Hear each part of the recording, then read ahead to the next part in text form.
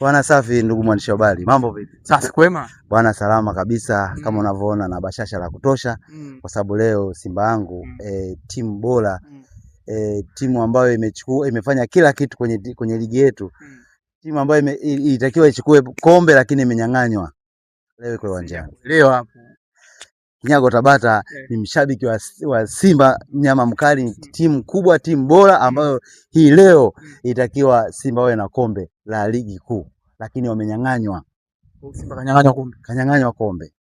Timu bora ambayo imefanya kila kitu kutokana na dhuluma ya mpira wetu. Ndio maana Simba hana ubingwa. Kwa nini bado mnaendelea kung'ang'ania kwamba mmenyang'anywa kombe na alama mmezidiwa, na kwa sababu kuchukua kombe lazima uzidi alama?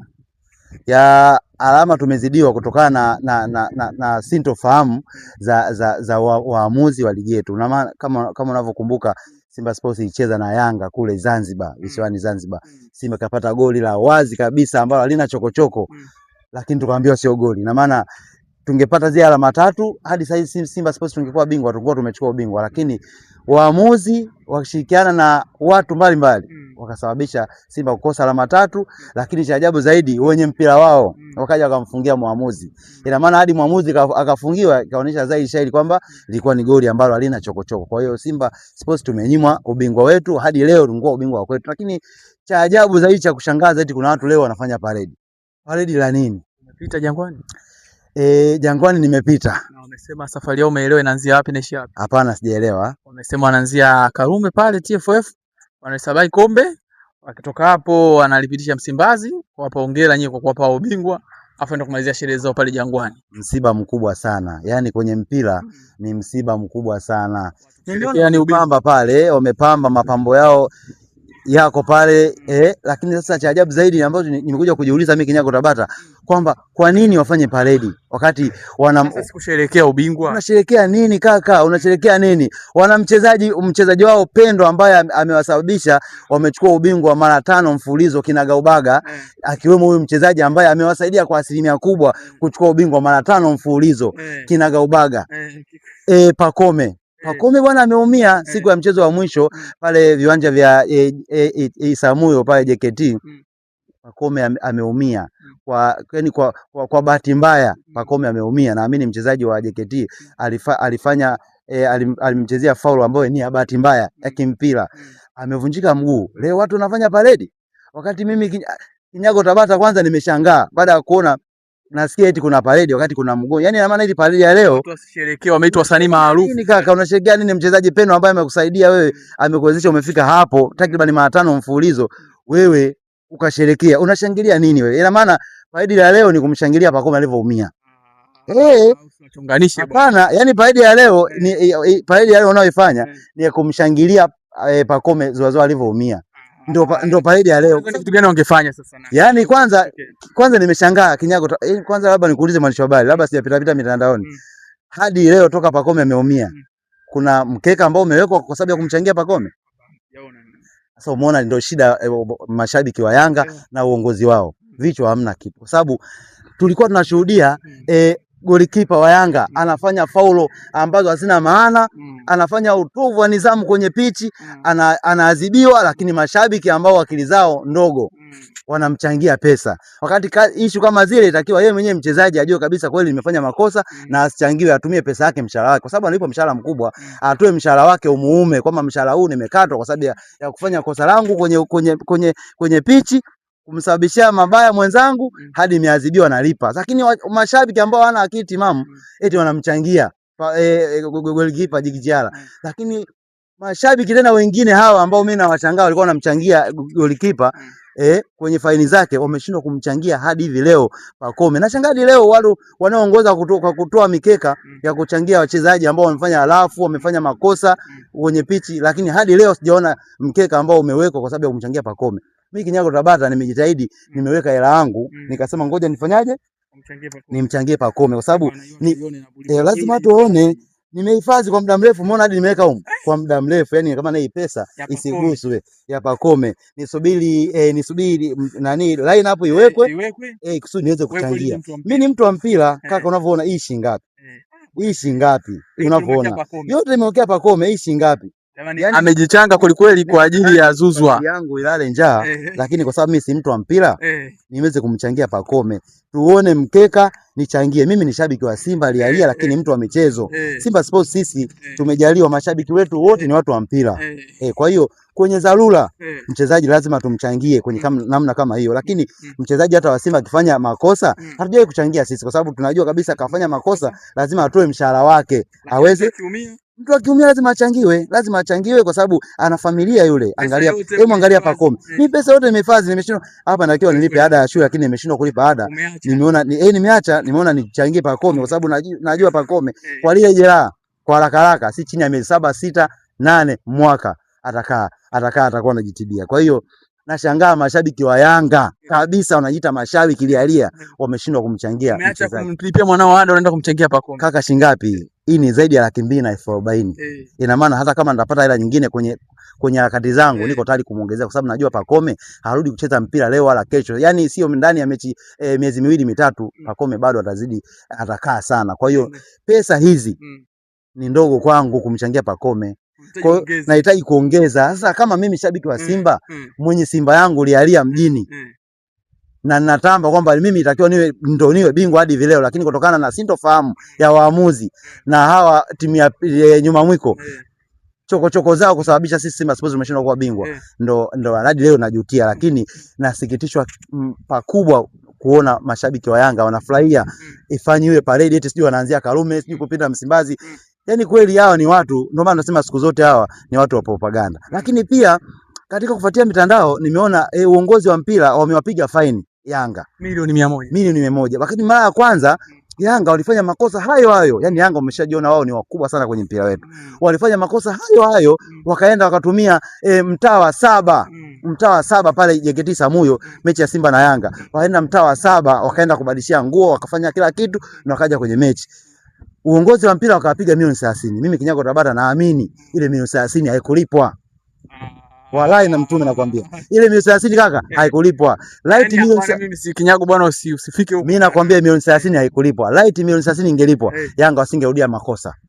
Yaani wasingerudia makosa. Ina maana hata bodi ya ligi nao sisi wanarudisha matango poli, sisi mashabiki wa mpira wanarudisha matango poli, kwa sababu waonyeshe visaidi vya waonyeshe ushahidi kama Yanga kweli walilipa.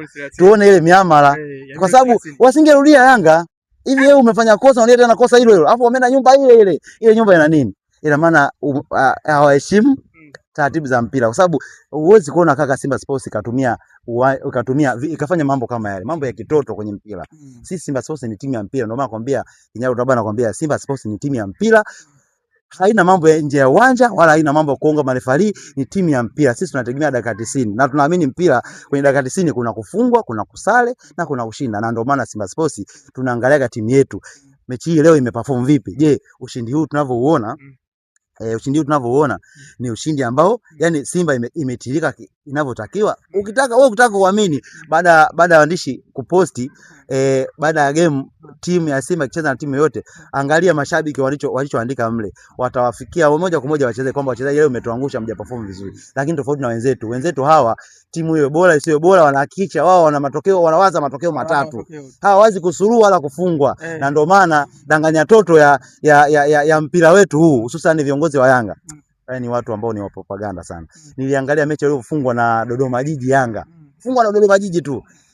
Yanga, viongozi wa Yanga wakasema hawa ili kusudi tuwadanganye, kwa sababu wasi lazima wadanganye. Yanga hiyo, mashabiki wa Yanga wengi hajajua kichwani kwako, yaani ukimtoa Kevo ambaye mimi namjua Kevo kidogo na Kizinga, vichwa vyao kidogo vile vimenyooka, ukiwatoa hao yani Yanga hawana watu kaka, kwa wawili wenyewe ndio wao wenyewe, yani hao kidogo mimi ambao naona kidogo ziko vizuri kichwani mwao, lakini mashabiki wengi wa Yanga wengi wao akiwemo mna Mchome wengi shida.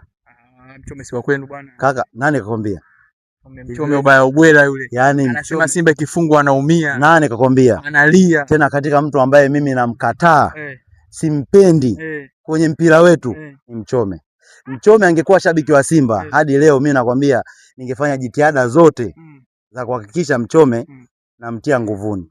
Yaani unajua kwanza sheria ya nchi yetu ingekuwa sheria ya nchi yetu mimi naomba ingekuwa inabadilishwa mara kwa mara ili kusudi tuweze kuona kuna watu wanafanya makosa ya kujirudia, kuna watu wanafanya makosa kwa kuangalia mimi ni nani kwenye mpira huu. Nani ambaye anaweza akanifocus mimi akaniongelea chochote, ndio Mchome. Ina maana Mchome ameshafanya mambo ya propaganda mengi. Kwa nini watu wanasema Mchome angeiongelea Yanga? Hadi leo yani hadi leo ingejulikana Mchome yuko wapi hadi sasa, kwa sababu Yanga, washabiki wa Yanga wengi wapendagi mambo ya kishamba shamba. Ina maana sasa Mchome anafanya hivyo kwa anavaa jezi ya Simba, brandi kubwa kabisa ya klabu ya Simba. Mashabiki wa Simba wengi wanaumizwa. Kuna watu nimetembea mikoa mbalimbali naona mashabiki wanasema hivi, Mchome kwa nini analelewa vile? Mimi naambia Mchome sio Simba. Angekuwa Simba asingefanya vile, kwa sababu huwezi ukavaa jezi ya Simba ya timu yako pendwa afu kaongelea mambo mabaya. Kwenye mazuri kuongelea mabaya, kwenye mabaya kuongelea mazuri. Ina maana Mchome aje kuongelea mazuri hata siku moja Simba. Ina maana Kinyago Tabana anasema Mchome sio shabiki wa Simba hata kidogo. Mimi ningekuwa sio sheria ya mpira au sheria ya serikali kwamba bana haitakiwi, mimi hadi leo Mchome angekuwa mfanyakazi wangu wa ndani. Serious kabisa, kwa sababu Mchome ni mtu ambaye anatutoa kwenye reli. Kwanza hata ubingwa ambao sisi tunazidi kukosa takriban mara 5 mfululizo.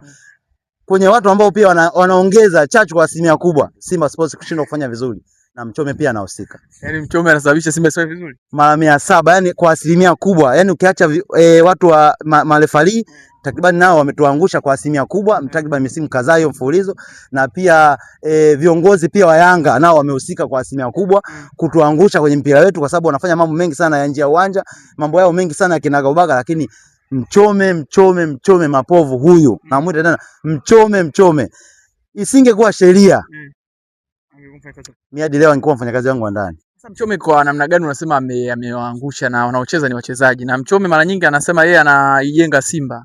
Hawezi kuijenga Simba kwa mambo kama yale ya kuikashifu klabu, kuwakashifu mashabiki, kwa ukashifu uongozi wa mpira.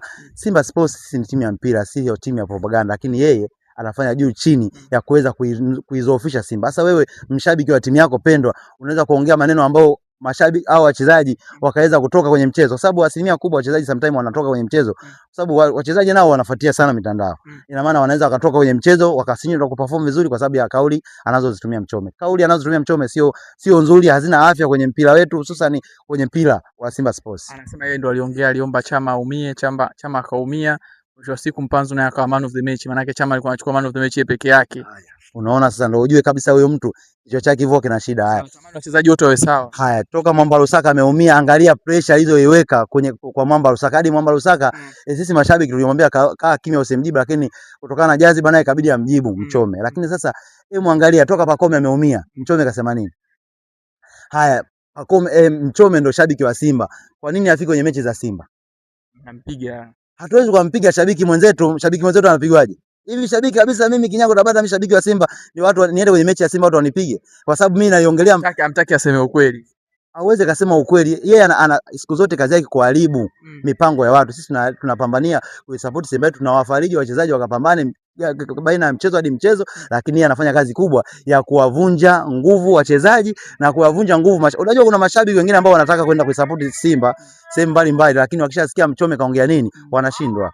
Kwa hiyo Mchome naye ni anachangia, anasababisha pia mapato mengi sisi Simba tusiyapate kutokana na mashabiki. Kwa hiyo ni vitu Mchome anasababisha mashabiki mapato mengi ya Simba tusipate, yeye anavunjisha anavunja mioyo mashabiki ambao wanataka kwenda kuisupport Simba.